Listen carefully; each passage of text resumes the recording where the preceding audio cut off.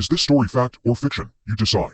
Share your verdict in the comments. I robbed a house last night and found something I can't explain inside. I rob houses. Look, I'm not a bad person. I lost my job and don't have enough to feed my 3 kids. But after my last robbery, I don't think I'll ever live a normal life again. I only target big, rich houses whose owners are clearly up to their ears in money.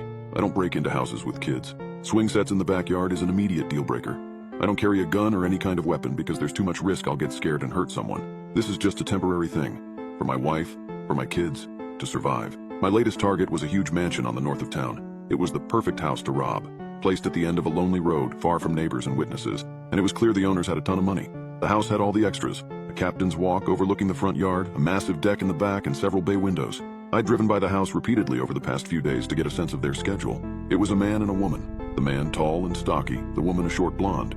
I'd seen them through the dining room window a few times, eating expensive steak and drinking red wine under a crystal chandelier. Honestly, seeing all that wealth filled me with anger. How many people could they feed if they just sold one of their beautiful paintings? Or that painted vase that had its own table in the corner?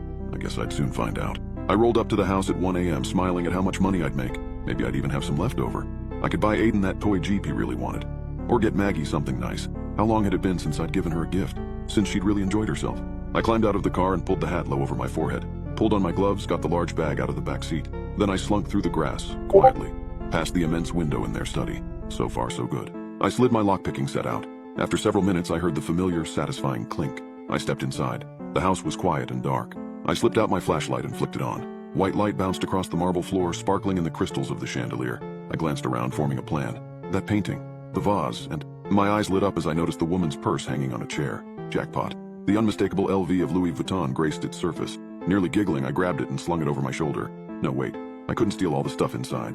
Phones and tablets with tracking devices, credit cards that could be traced through their charges. It was too risky. I emptied the contents on the dining room table. It was surprisingly empty. Tissues, a tube of lipstick, a phone, and a wallet.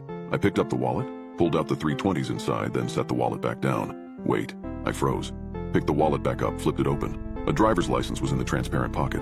A woman stared up at me from the small photo, but even in the darkness of the house I could see it. She was brunette, yet the woman I'd seen in the house was blonde. My heart started to pound. I scanned the rest of the license. Height, 5'8", eyes, brown. I aimed the flashlight's beam on the photo, studying the woman's face. Hard to tell if it was the same woman. I'd only seen her from a distance. I set it back on the table, a feeling of unease settling in my gut. Okay, what else? I glanced into the kitchen. In some of the other houses I'd broken into, they had silverware. Real silverware. Like, literally knives and forks made out of silver. Nabbing even a few pieces would get me some good cash. I stepped inside. The room was dimly lit, from the blue light on their super fancy refrigerator. I crept forward, around the immense granite island, wrapped my fingers around the carved metal handle and tugged. What? Empty.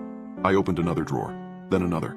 They were all empty. A terrible feeling settled inside me. Just take what you need and get out. I walked back through the kitchen, back into the foyer. A painting hung on the wall, set in a gilded frame, depicting a roiling ocean under a stormy sky. I grabbed the sides and lifted. It was heavier than I expected, but I was able to lift it off the hook and shove it into the bag. Okay, the purse is easily $1,000, the painting probably at least $500. That should be enough for a few months. I turned around to leave, when my eyes caught on the vase. It sat in the corner, perched on a small table. No flowers in it. Apparently it was too good for things that grew in the dirt. The neck and base were a beautiful shade of jade green. Tiny looping handles on either side sparkled gold. And in the center, a painted woman poured water from a jug. I walked over to it, my heart pounding in my chest. Slowly I lifted it from its perch. Something rattled inside. I froze. Every hair stood on end. I brought it up to my face, examining the woman, the curls of gold. Just leave it, the voice inside me screamed. You have enough. Leave it. Get out of here. I tipped it over. 2 nickels rolled out. I let out a breath I didn't even realize I'd been holding. Then I let out a laugh, a soft hiss through my teeth. What, I really thought something scary was in there. Like what, a bone, a finger, a dried up rotten human heart? Stupid. I threw the vase in the bag. Now, really, get out of here. But I glanced across the hall. The door at the end hung open. I could see the edge of a bed, a fancy wooden post, and beyond it something glistening on the vanity table. Jewelry?